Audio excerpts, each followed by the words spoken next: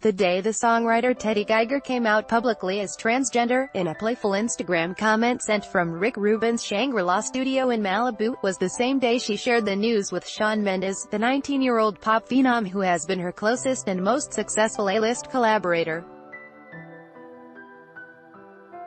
It was last October, and she had already spent roughly 3 weeks writing and recording for Mendes' new album, hoping to rekindle the spark of their multi-platinum singles, Stitches, There's Nothing Holding Me Back, Mercy, and Treat You Better. Teddy Geiger, a producer and songwriter for Shawn Mendes and One Direction, has hit a new stride after coming out as a transgender woman. Brian Fluger, The New York Times. We hadn't talked about it, Geiger recalled recently, over eggs in the San Fernando Valley, but I was dressing in all women's clothing and wearing makeup. So as she sat on a studio couch and wrote a response to fans who had wondered online about her evolving appearance, Geiger showed the draft to her musical family. Should I post this? She asked, effectively answering any questions that may have been lingering in the studio. The other musicians encouraged her to go for it, and so she did, concluding, "This is who I have been for a long time. I love you guys. Talk soon, bye," punctuated with 4 emojis, a lipstick kiss, a sparkling heart, a lightning bolt, a peace sign. She let it out, and she was just so happy, I can't even describe it, Mendes said. Then they all got back to work. Article continued below. For Geiger, 29, this new chapter is perhaps the most prominent producer and songwriter in pop who also happens to be a trans woman, is coinciding with the richest creative moment in her decidedly non-traditional, decade-plus career. Once a rising teen pop star herself, Geiger turned away from the spotlight around the ripe age of 21, retreating to the basements and studios where she had always been most comfortable. Read more. Singer Jade MYA hopes to inspire transgender youth. Scarlett Johansson faces backlash over reports she'll play transgender man. Opinion, Emma. Title, this column is about transgender people and it's perfectly ordinary. While hundreds of songs she has written and recorded since exist only in an array of computer folders, a select few made their way to One Direction, icon of pop and Mendes, all but ending any chance Geiger had at receding fully into music business anonymity. Mendes' self-titled album, released in May, featured 11 songs written and produced in part by Geiger and debuted at #1 on the Billboard chart. The single, In My Blood, is a top 40 radio staple and reached No. 11 on the Hot 100. Predictably, demand for Geiger is way up. Lately, she has been in the studio with the Dixie Chicks, as well as rising artists like King Princess, Olivia O'Brien and Lauv. Along with another close collaborator, Ricky Reed, she wrote the ballad, Unless It's With You, from the latest Christina Aguilera album, and the self-love declaration, Liberated, by D.E.J. Loaf and Leon Bridges. This month, she will emerge from the behind-the-scenes to reprise her first role, that of the public-facing artist, billed now as Teddy Less Than 3, with a new single, I Was in a Cult, a fuzzy, sturdy rock song about acting from a place of freedom. Article continued below. I just feel more open, Geiger said, well aware that emotional intimacy is the lingua franca of a good pop songwriting session. Because I'm willing to talk about everything now, people are then more open with me, she added. There's no longer this piece of me back there saying, don't go there. I used to find that I'd sing songs and think, ooh, it sounds like I'm talking about that stuff, and I don't want to talk about that stuff.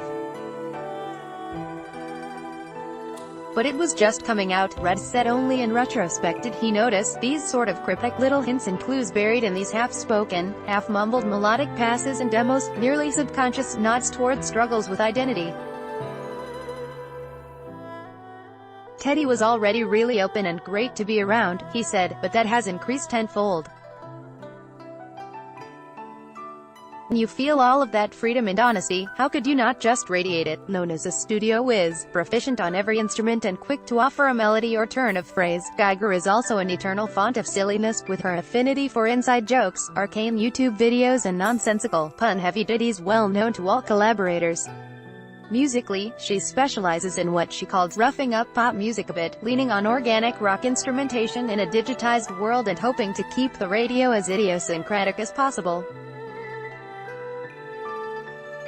A track she is producing for O'Brien is built around a cell phone recording of Geiger making a beat on the tab of a beer can while at a house party. Justin Tranter, a fellow pop songwriter who also started in scuzzier bands, called Geiger a musician, one whose coming out helps to shift the landscape for queer creators. To see that this trans person is an instrumental queen, one of the most technically talented people in the pop world, is a really amazing thing not just for our industry but for the world, Tranter said.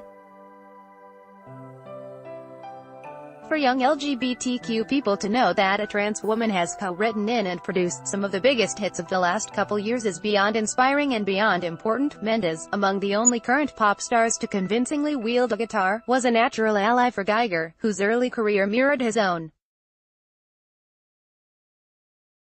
A budding star on the social network Vine, Mendes aimed to cross over into the mainstream and found his first defining smash in a demo of Stitches, sung by Geiger. She's mesmerizing and just has a star quality to her, Mendes said. She was the person I was trying to sing like. His version reached number 4 on the charts and now has more than 1 billion views on YouTube.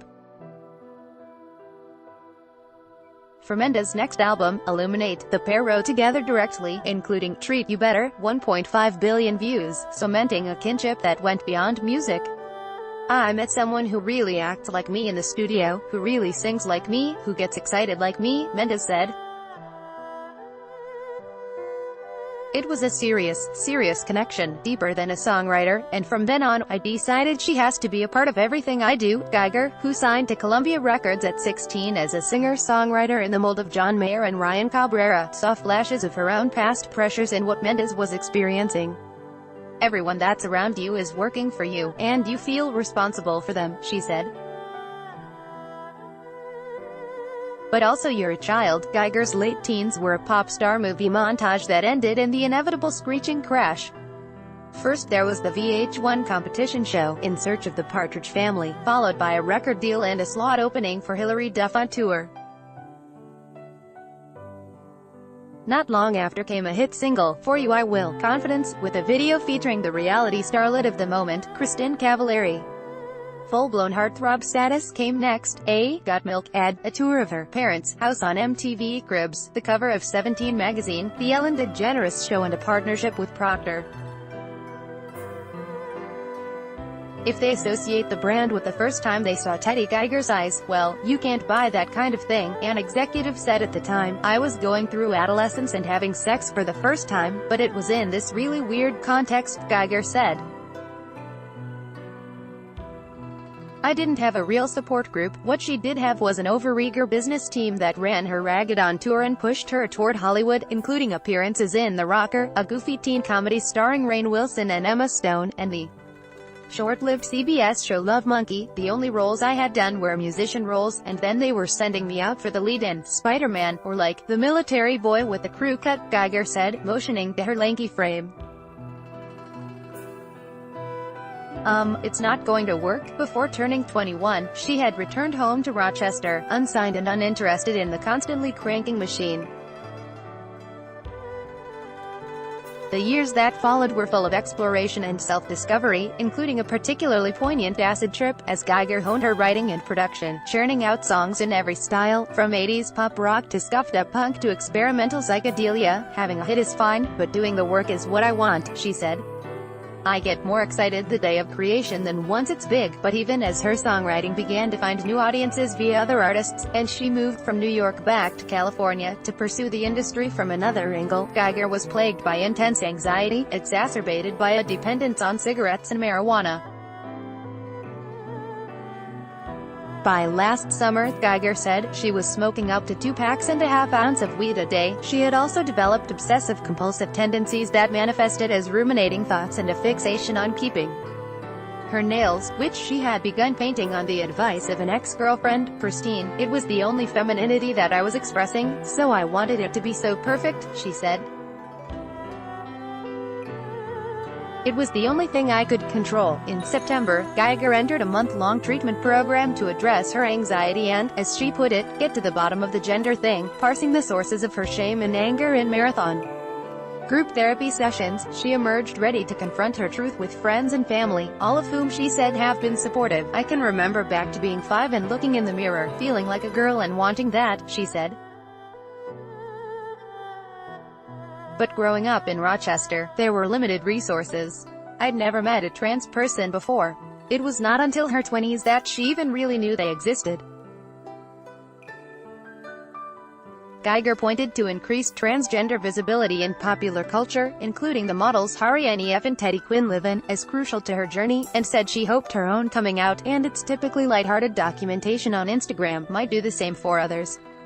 As soon as she was back from treatment, Geiger said, "I threw away all my boys' clothes and started wearing makeup." She said she has not smoked anything since, diverting the money saved to beauty supplies and studio gear, and filling recording breaks by firing pellet guns at bottles from her back porch. "She is a great shot." Geiger met Mendes in Malibu to begin work on his album the day after she returned. "It was the first time I ever saw her sober," Mendes recalled. "She was like Teddy, but on steroids. There was this electricity running through her," and while weeks went by before Geiger addressed her newly public reality with her collaborators, the adjustment period, she said, was all but non-existent. Mendes said he would never forget when he unconsciously referred to Teddy as she for the first time in the flow of conversation. Geiger stopped what she was doing, turned around and looked at me with an overwhelming amount of happiness and joy beaming out of her eyes, he said. "It was right then that everything really made sense to me," Mendes said. "For everybody that ever questions why people may choose to transition, if they had a best friend or somebody they loved dearly look at them the way Teddy looked at me in that moment, they would no longer question it. To me," he added, "Teddy is more her than she's ever been."